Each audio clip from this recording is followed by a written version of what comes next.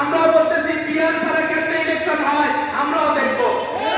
আপনারা কাদেরকে ছাড়া ইসলামী দলদেরকে ছাড়া ইলেকশন করতে পারলে করে দেখবো সেই সরকার আপনারা কতক্ষণ পর্যন্ত টিকিয়ে রাখতে পারে। যুব নেতা মুফতি জামিলুল ইসলাম এখন আপনাদের সামনে বক্তব্য রাখবেন।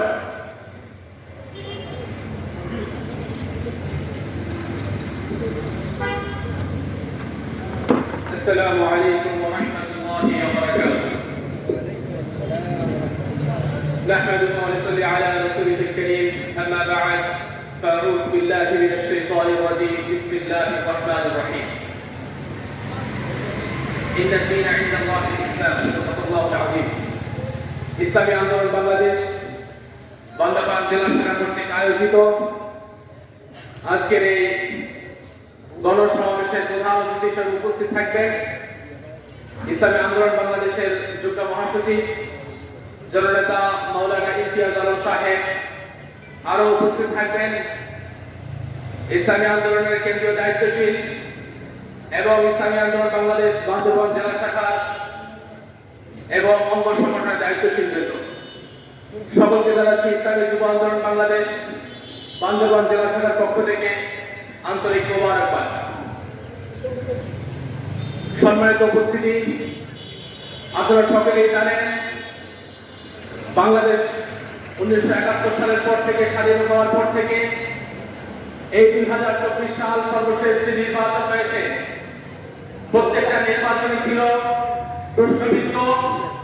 প্রত্যেকটা নির্বাচনের মধ্যে প্রকাশ্য চুরি হয়েছে, ডাকাতি হয়েছে এবং দেখা গেছে যারা নির্বাচিত হয়েছে তাদের বিপরীতে সবাই বলেছে ভোট চুরির অভিযোগ উঠেছে। অতএব আমরা এই নির্বাচন বর্তমান প্রচলিত নির্বাচনের মাধ্যমে এতটুকু বিষয় আমাদের বুঝে এসেছে যে এই নির্বাচনের মাধ্যমে কখনোই সুষ্ঠু নির্বাচন হওয়া সম্ভব না এবং এই নির্বাচন প্রত্যেকটা সরকারকে একটা স্বৈরাচার সরকার হিসেবে গঠন করে। কারণ এই বর্তমান প্রচলিত নির্বাচনে দেখা যায় সংসদে ভারসাম্য থাকে না। প্রধান সরকার দল এবং বিরোধী দলের মধ্যে আকাশ পাতাল ডিফারেন্স, যার কারণে দেখা যায় সংসদে প্রধান সরকার সংসদে যারা সরকার গঠন করে তারা অল্পতেই স্বৈরাচার হয়ে ওঠে এবং তাদের বিরুদ্ধে কথা বলার মতো শক্ত করে প্রতিপত্তি সংসদে থাকে না।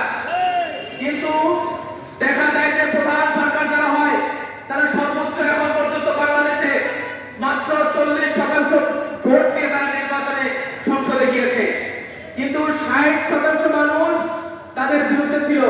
কিন্তু এই 40% মানুষ এই 60% মানুষের উপর পাঁচটা বছর নির্যাতন নিপীড়ন করে চলেছিল এবং দেখা গেছিল তারা নিজেরাই এমন এমন আইন কানুন তৈরি করেছিল যা দেশ বিরোধী, ইসলাম বিরোধী, জনগণ বিরোধী।